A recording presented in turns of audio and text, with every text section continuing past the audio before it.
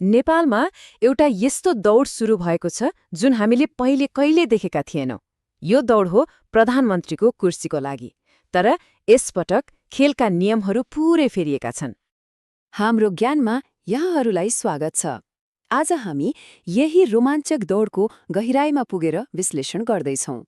यस्तै विश्लेषणहरू नछुटाउन हाम्रो च्यानललाई सब्स्क्राइब गर्न नबिर्सनुहोला। अब यो दौड प्रधानमन्त्रीको कुर्सीको लागि मात्रै होइन है, यो त राजनीतिको पुरानो शैली र नयाँ सोच बीचको एउटा ठूलो टक्कर पनि हो। तर दौडबारे बुझ्नुभन्दा पहिले खेलाडीहरूलाई चिन्नु एकदमै जरुरी छ। ल, त्यसो भए को छन् त मैदानमा? अहिलेसम्मको चित्र हेर्ने हो भने 5 प्रमुख खेलाडीहरू अगाडि देखिएका छन् र उनीहरूले नेपाली राजनीतिको 2 फरक पुस्ता र सोचको प्रतिनिधित्व गर्छन्। सुरुवात गरौँ नयाँ खेलाडीहरूबाट, जसले भनौँ न परम्परागत राजनीतिको पुरानो गढलाई नै हल्लाइदिएका छन्। हो, हामी कुरा गर्दैछौँ काठमाडौँका मेयर बालेन्द्र शाह, नेपाली कङ्ग्रेसका महामन्त्री गगन कुमार थापा अनि धरानका मेयर हर्क साम्पाङको। यी 3 अनुहार जसले आफ्नो काम र बोलीले स्थापित दलहरूलाई नै एक किसिमको चुनौती दिएका छन्।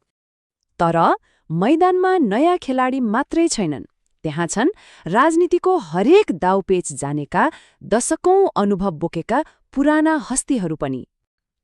दर्शकौंदेखि नेपालको सत्ता राजनीति उहाँहरूकै वरिपरि घुमिरहेको छ।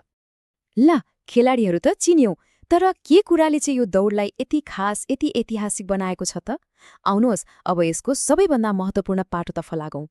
हेर्नुहोस्, अहिलेसम्म नेपालमा के हुन्थ्यो भने प्रधानमन्त्री को बन्छ भन्ने खेल त्यो त आम चुनाव सकिएपछि सांसदहरूको जोड घटाउबाट मात्र सुरु हुन्थ्यो। तर यसपालि त्यो पुरानो चलन पुरै उल्टिएको छ। चुनावपछिको बन्द कोठाको हिसाब किताबबाट निस्केर यो दौड त चुनाव हुनुभन्दा अगाडि नै जनताको माझमा सुरु भइसक्यो। अब यसले फरक के पार्छ? फरक यो पार्छ कि अब मतदाताले पार्टीलाई मात्र हेरेर होइन, देशको भावी प्रधानमन्त्री को हो भनेर अनुहार हेरेरै भोट हाल्ने मौका पाउँछन्। र यो कुनै सानोतिनो परिवर्तन होइन। चुनावको मिति आउनु झण्डै 2 महिना अघिदेखि नै यो बहस सुरु हुनुले यसले नेपाली राजनीति एउटा नयाँ मोडमा प्रवेश गर्न लागेको स्पष्ट सङ्केत दिन्छ। त्यसो भए अब के हुन्छ त? हो, यही हो सबैभन्दा चाखलाग्दो प्रश्न। किनभने यो दौडको अन्तिम अध्याय अझै लेखिन बाँकी नै छ। यो सबै दौडधुप, यो सबै बहसको अन्तिम फैसला एउटै दिनमा हुनेछ। र त्यो निर्णायक दिन हो फाल्गुन 21। हो, यही दिन आउने चुनावी नतिजाले तय गर्नेछ कि यो दौड कसले जित्छ। एउटा नयाँ दौड, नयाँ नियमहरू र नयाँ आशाहरू। के यो साँच्चै नै नेपाली राजनीतिको लागि एउटा नयाँ युगको सुरुवात हो त? यसको जवाफ त समयले नै देला, तर एउटा कुरा पक्का छ, बहसको सुरुवात भइसकेको छ।